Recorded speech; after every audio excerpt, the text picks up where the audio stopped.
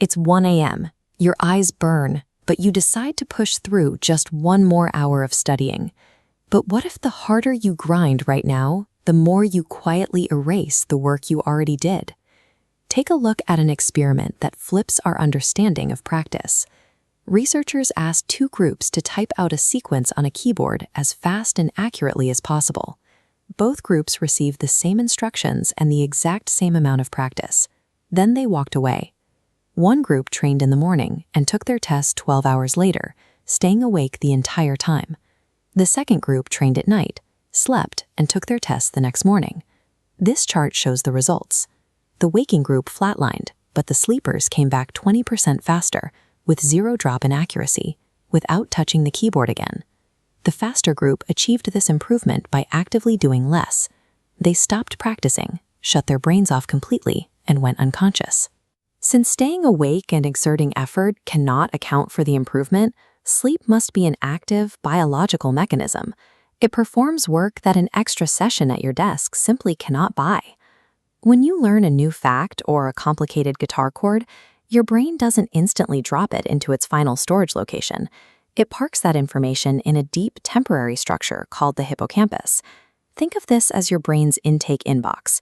It grabs data incredibly fast, but its capacity is severely limited. Because it was never built to hold things forever, that space quickly becomes cluttered. If you don't clear those items out, the new data simply overwrites the old, and the memory is permanently lost.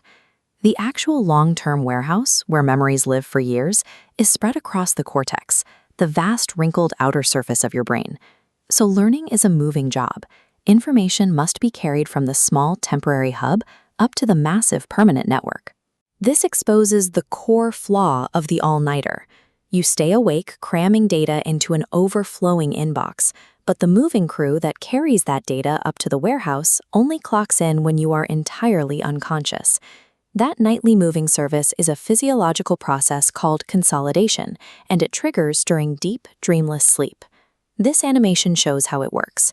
Your brain rapidly replays the exact cellular patterns you formed during the day in quick, coordinated electrical bursts, physically locking those new memories into place. Later in the night, REM, or dreaming sleep, takes over. This phase knits those isolated new memories into the broader web of everything you already know. If you interrupt this process with an all-nighter, the system breaks down. First, you get a front door failure. Brain scans show that a sleep-deprived hippocampus practically shuts down, entirely stopping the recording of new information. Second, the back door fails. Missing just 5 hours of sleep causes physical memory structures to literally pull apart. You might read a textbook 5 times and feel a warm glow of familiarity, but recognizing words on a page is biologically different from the capability to retrieve a saved memory out of an empty room. Sacrificing sleep for study creates a double-sided disaster. It prevents your brain from saving yesterday's work while chemically blocking the intake of today's work. People often walk around convinced they have a naturally bad memory, but poor recall is usually the result of shutting down the brain's internal saving program before it finishes processing the files.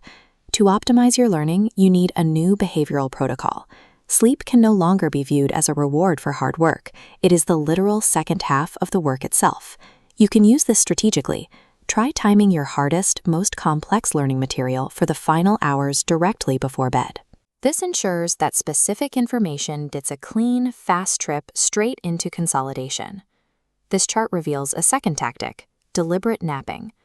People who stayed away resting showed zero progress, while those who took an hour-long nap created a midday neurological save point, resulting in a 16% performance spike.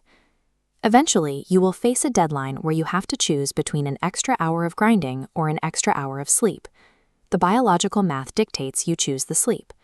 The extra hour of grinding only forces data into a leaking inbox, while the hour of sleep actually protects everything you already loaded in there. True productivity requires yielding control. The work of learning is never finished when you close the book. It is only finished when you wake up.